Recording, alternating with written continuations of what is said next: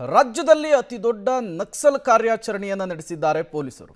19 ವರ್ಷದ ಬಳಿಕ ನಡೆದಂತಹ ಆಪರೇಷನ್ ಇದು. ರಾಜ್ಯದಲ್ಲಿಯೇ ಅತಿ ದೊಡ್ಡ ನಕ್ಸಲ್ ಕಾರ್ಯಾಚರಣೆ. 19 ವರ್ಷದ ಬಳಿಕ ನಕ್ಸಲ್ ಆಪರೇಷನ್. ಸಾಂಕೇತ್ ರಾಜನ್ ಹತ್ಯೆಯ ಬಳಿಕ ವಿಕ್ರಮ್ ಗೌಡ ಎನ್ಕೌಂಟರ್ ಆಗಿದ್ದಾನೆ. ದಕ್ಷಿಣ ಭಾರತದ ನಕ್ಸಲ್ ನೇತೃತ್ವವನ್ನು ವಹಿಸಿದ್ದ ವಿಕ್ರಮ್ ಗೌಡ. ರಾಜ್ಯದಲ್ಲಿ ಇದುವರೆಗೂ 4 ನಕ್ಸಲರ ಹತ್ಯೆಯಾಗಿದೆ. ಪಬ್ಲಿಕ್ ಟಿವಿಯಲ್ಲಿ ರಕ್ತಸಿಕ್ತ ನಕ್ಸಲ್ ಚಟುವಟಿಕೆಯ ಕಂಪ್ಲೀಟ್ ಡೀಟೇಲ್ಸ್. ಮಲೆನಾಡಿನಲ್ಲಿ ಪಶ್ಚಿಮ ಘಟ್ಟದ ಭಾಗದಲ್ಲಿ ಮತ್ತೆ ನಕ್ಸಲ್ ಸಂತತಿ ಚಿಗುರೊಡಿತಾ ಇತ್ತು. ಅದನ್ನು ಬುಡ ಸಮೇತ ಕಿತ್ತೊಗೆಬೇಕು ಅಂಥೇಳಿ ಮಿಂಚಿನ ಕಾರ್ಯಾಚರಣೆಯನ್ನು ಮಾಡಲಾಗಿದೆ. ಈ ಸಾಂಕೇತ್ ರಾಜನ್ ಇದಾನಲ್ಲ, ಈತ ನಕ್ಸಲ್ ಗ್ರೂಪ್ನ ನಾಯಕನಾಗಿದ್ದ. 2005ರಲ್ಲಿ ಎನ್ಕೌಂಟರ್ ಆಗಿತ್ತು. 19 ವರ್ಷಗಳ ಬಳಿಕ ಅತಿ ದೊಡ್ಡ ಕಾರ್ಯಾಚರಣೆ ಹೇಗಾಯಿತು? ನಕ್ಸಲ್ ನಾಯಕ ಸಾಂಕೇತ್ ರಾಜನ್ ಹತ್ಯೆಯ ಬಳಿಕ ಇದು ಅತಿ ದೊಡ್ಡ ಕಾರ್ಯಾಚರಣೆ ಅಂಥೇಳಿ ವ್ಯಾಖ್ಯಾನವನ್ನು ಮಾಡಲಾಗ್ತಾ ಇದೆ. ಫೆಬ್ರವರಿ 5, 2005ರಂದು ಸಾಂಕೇತ್ ರಾಜನ್ ಎನ್ಕೌಂಟರ್ ಆಗಿರ್ತಾನೆ. ಈ ಸಾಂಕೇತ್ ರಾಜನ್ ಗರಡಿಯಲ್ಲಿಯೇ ವಿಕ್ರಮ್ ಗೌಡ ಪಳಗಿರುವಂಥದ್ದು. ಅಲ್ಲಿಂದಲೇ ಈತ ಈ ನಕ್ಸಲ್ ಚಟುವಟಿಕೆಯಲ್ಲಿ ಭಾಗಿಯಾಗಿದ್ದ. ಕೊಪ್ಪ ತಾಲೂಕಿನ ಮೆಣಸಿನ ಹಾಡಿಯಾದಲ್ಲಿ ಸಾಕೇತ್ ಎನ್ಕೌಂಟರ್ ಆಗಿರುವಂಥದ್ದು. ನಿನ್ನೆ ಈ ಕಾರ್ಯಾಚರಣೆಯನ್ನು ಮಾಡಲಾಗಿದೆ. ANF ಗುಂಡಿಗೆ ಬಲಿಯಾಗಿದ್ದ ಸಾಕೇತ್ ರಾಜನ್. ಕರ್ನಾಟಕದಲ್ಲಿ ನಕ್ಸಲ್ ಹುಟ್ಟೋದಕ್ಕೆ ಈ ಸಾಕೇತ್ ರಾಜನ್ ಕಾರಣ ಅನ್ನೋದು ಕೂಡ ಗೊತ್ತಾಗ್ತಾ ಇದೆ. 2007ರಲ್ಲಿ ಮಾವಿನ ಹೊಲದಲ್ಲೂ ಕೂಡ ANF ಕಾರ್ಯಾಚರಣೆಯನ್ನು ನಡೆಸಿತ್ತು. ಮಾವಿನ ಹೊಲದಲ್ಲಿ ನಕ್ಸಲ್ ಮನೋಹರ ಶಂಕರ್ ಅವರ ಹತ್ಯೆಯಾಗಿತ್ತು. ಆ ಸಂದರ್ಭದಲ್ಲಿ ಈತ ಜಸ್ಟ್ ಮಿಸ್ ಆಗಿರ್ತಾನೆ. ಅದಾದ ಮೇಲೆ ಮಾವಿನ ಹೊಲದಲ್ಲಿ ANF ಪೊಲೀಸ್ ಗುರುಪ್ರಸಾದ್ ತಲೆಗೆ ಗಾಯವಾಗಿರುತ್ತೆ. ಅದಾದ ಮೇಲೆ ಸಾಕೇತ್ ರಾಜನ್ ಬಳಿಕ ನಕ್ಸಲ್ ನಾಯಕನಾಗಿದ್ದು ಇದೇ ವಿಕ್ರಮ್ ಗೌಡ. 3ರಿಂದ 4 ರಾಜ್ಯಗಳಲ್ಲಿ ಈತ ತನ್ನ ನಂಟನ್ನು ಹೊಂದಿರ್ತಾನೆ. ದಕ್ಷಿಣ ಭಾರತದ ನಕ್ಸಲ್ ನಾಯಕತ್ವವನ್ನು ಇದೇ ವಿಕ್ರಮ್ ಗೌಡ ವಹಿಸಿಕೊಂಡಿರ್ತಾನೆ. ಚಿಕ್ಕಮಗಳೂರಿನಲ್ಲಿ 4 ನಕ್ಸಲರು, 6 ಗಿರಿಜನರ ಸಾವಾಗುತ್ತೆ. ಕುದುರೆಮುಖ ರಾಷ್ಟ್ರೀಯ ಉದ್ಯಾನವನವನ್ನು ಘೋಷಣೆ ಮಾಡಿದ ಬಳಿಕ ಈ ನಕ್ಸಲ್ ಚಟುವಟಿಕೆ ಮತ್ತಷ್ಟು ಅವ್ಯಾಹತವಾಗ್ತಾ ಹೋಗುತ್ತೆ. ಈಗ ಇದೇ ವಿಕ್ರಮ್ ಗೌಡ ಅವನನ್ನು ಸದೆಬಡಿಯುವಂತಹ ನಿಟ್ಟಿನಲ್ಲಿ, ಬಲಿ ಹಾಕುವಂತಹ ನಿಟ್ಟಿನಲ್ಲಿ ಪೊಲೀಸರು ಸಕ್ಸಸ್ ಆಗಿದ್ದಾರೆ. ಮತ್ತಷ್ಟು ಡೀಟೇಲ್ಸ್ ಕೊಡ್ತಾರೆ ನಾರಾಯಣಗೌಡ, ನೇರ ಸಂಪರ್ಕದಲ್ಲಿ ಜಾಯ್ನ್ ಆಗಿದ್ದಾರೆ. ನಾರಾಯಣಗೌಡ, 19 ವರ್ಷಗಳ ಬಳಿಕ ನಡೆದಂತಹ ಅತಿ ದೊಡ್ಡ ಕಾರ್ಯಾಚರಣೆ ನಕ್ಸಲರ ವಿರುದ್ಧ. ಹೇಗಿತ್ತು ಈ ಕಾರ್ಯಾಚರಣೆ? ವಿಕ್ರಮ್ ಗೌಡನನ್ನು ಹತ್ಯೆ ಮಾಡಿದ್ದು ಹೇಗೆ? ಏನೆಲ್ಲ ಡೀಟೇಲ್ಸ್ ಸಿಗ್ತಾ ಇದೆ ಅಂತ ಹೇಳಿ.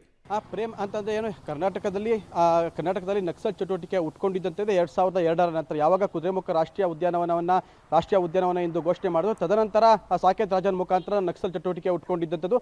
ಅಂದರೆ ಆರಂಭದಲ್ಲಿ ಚಿಕ್ಕಮಗಳೂರು ಜಿಲ್ಲೆ ಕೊಪ್ಪ ತಾಲೂಕಿನ ಜೈಪುರ ಸಮೀಪ ಒಂದು ಮಹಿಳೆ ಕಾಡಿಗೆ ಹೋದಂಥ ಸಂದರ್ಭದಲ್ಲೂ ಕೂಡ ಆಕೆ ಕಾಲಿಗೆ ಗುಂಡು ತಗಲಿತ್ತು. ಆದರೆ ಆಕೆ ಕಾಡಲ್ಲಿ ಕೂಳೆ ಹೊಡೆದಿದ್ದು, ಅಂದರೆ ಸೌದಿಯ ಕೂಳೆ ಹೊಡೆದಿದ್ದು ಅಂತ ಹೇಳಿದ್ಲು. ಅವತ್ತು ಪೊಲೀಸರು ಮತ್ತು ಡಾಕ್ಟರ್ಗಳನ್ನು ಅದನ್ನು ಅವತ್ತು ಕನ್ಫರ್ಮ್ ಆಗಿತ್ತು, ಕುದುರೆಮುಖ ರಾಷ್ಟ್ರೀಯ ಉದ್ಯಾನದ ವ್ಯಾಪ್ತಿಯಲ್ಲಿ ನಕ್ಸಲ್ ಚಟುವಟಿಕೆ ಆರಂಭ ಆಗಿದೆ ಅಂತ. ಅದಕ್ಕೆ ಕಾರಣ ಆ ಸಾಕೇತ್ ರಾಜನು. ಅದಾದ ನಂತರ 2005ರಲ್ಲಿ ಸಾಕೇತ್ ರಾಜನ್ ಎನ್ಕೌಂಟರ್ ಆದರು. ಆದರೆ 2005ರಿಂದ 2010, 2011ವರೆಗೂ ಕೂಡ ಚಿಕ್ಕಮಗಳೂರು ಜಿಲ್ಲೆಯಲ್ಲಿ ಮಲೆನಾಡು ಭಾಗದ ಜನ ಒಂದು ರೀತಿ ಆತಂಕದಲ್ಲೇ ಬದುಕ್ತಾ ಇದ್ದಂಥದ್ದು. ಯಾಕೆಂತಂದರೆ ಅವತ್ತು ನಕ್ಸಲರ ಸಂಖ್ಯೆ ಕೂಡ ಹೆಚ್ಚಾಗಿದ್ದಂಥದ್ದು. ಮತ್ತು ಸರ್ಕಾರದ ವಿರೋಧ ನೀತಿಗಳ, ಅಂದರೆ ಸರ್ಕಾರದ ಜನವಿರೋಧಿ ನೀತಿಗಳ ವಿರುದ್ಧ ನಕ್ಸಲರು ಕೂಡ ಅಲ್ಲಲ್ಲೇ ಬ್ಯಾನರ್ ಆಗ್ತಾ ಇದ್ದಿದ್ದು, ಕರಪತ್ರಕ ಹಂಚಿಕೆ ಮಾಡ್ತಿದ್ದಂಥದ್ದು, ಮತ್ತು ಮಲೆನಾಡಿನ ಕುಗ್ರಾಮಗಳಿಗೆ ಭೇಟಿ ನೀಡ್ತಾ ಇದ್ದಂಥದ್ದು, ಇದೆಲ್ಲ ಸರ್ವೇ ಸಾಮಾನ್ಯ ಆಗಿತ್ತು. ಆದರೆ ಯಾವಾಗ ನಕ್ಸಲರಿಗೆ ಮಲೆನಾಡು ಭಾಗದಲ್ಲಿ ಒಂದು ಅವರಿಗೆ ಸಮರ್ಪಕವಾದ ರೀತಿಯಲ್ಲಿ, ಬೇಕಾದ ರೀತಿಯಲ್ಲಿ ಬೆಂಬಲ ಸಿಗೋದಿಲ್ಲ ಅಂತ ಗೊತ್ತಾಯಿತು, ಅದಾದ ನಂತರ 2013-14ರಿಂದ ಚಿಕ್ಕಮಗಳೂರು ಜಿಲ್ಲೆ ಮತ್ತು ಉಡುಪಿ, ದಕ್ಷಿಣ ಕನ್ನಡ ಈ ಭಾಗದಲ್ಲಿ ನಕ್ಸಲ್ ಚಟುವಟಿಕೆ ಸಂಪೂರ್ಣವಾಗಿ ಕ್ಷೀಣಗೊಂಡಿತ್ತು.